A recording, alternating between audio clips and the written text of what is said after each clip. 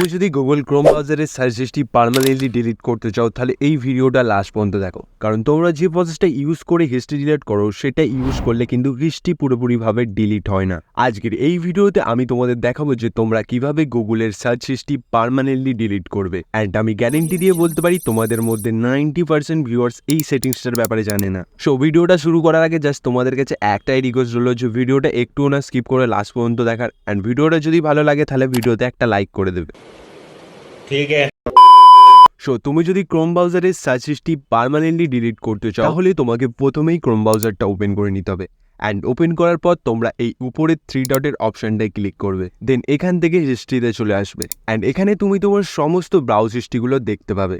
তুমি যদি এখান থেকে হিস্ট্রি ডিলিট করতে চাও সেটাও করতে পারো, বাট এখান থেকে হিস্ট্রি ডিলিট করলে কিন্তু হিস্ট্রি পুরোপুরিভাবে ডিলিট হয় না, সেটা কিন্তু মাই অ্যাক্টিভিটিতে স্টোর হতে থাকে। অ্যান্ড যারা এই সেটিংসটার ব্যাপারে জানে তারা কিন্তু মাই অ্যাক্টিভিটি ওপেন করে তোমার সমস্ত সার্চ হিস্ট্রি দেখে নিতে পারবে, যে তুমি ফোন কেনা থেকে আজ পর্যন্ত কি কি জিনিস গুগলে সার্চ করেছো।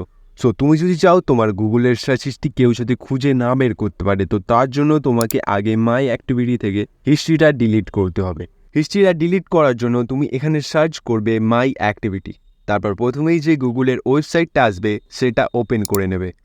ওপেন করার পর তুমি ওয়েব অ্যান্ড অ্যাপ অ্যাক্টিভিটিতে ক্লিক করবে অ্যান্ড দেন গুগল অপশানটায় ক্লিক করবে। তারপর তোমার সামনে এরকম একটা নতুন পেজ শো করবে।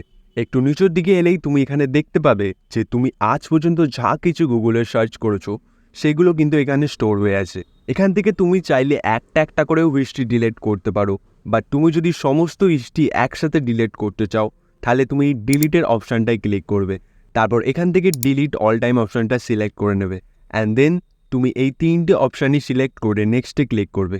নেক্সটে ক্লিক করার পর তোমার হিস্ট্রিগুলো কিন্তু পুরোপুরিভাবে ডিলিট হয়ে যাবে, আর কেউ চাইলেও তোমার এই সার্চ হিস্ট্রি খুঁজে বের করতে পারবে না।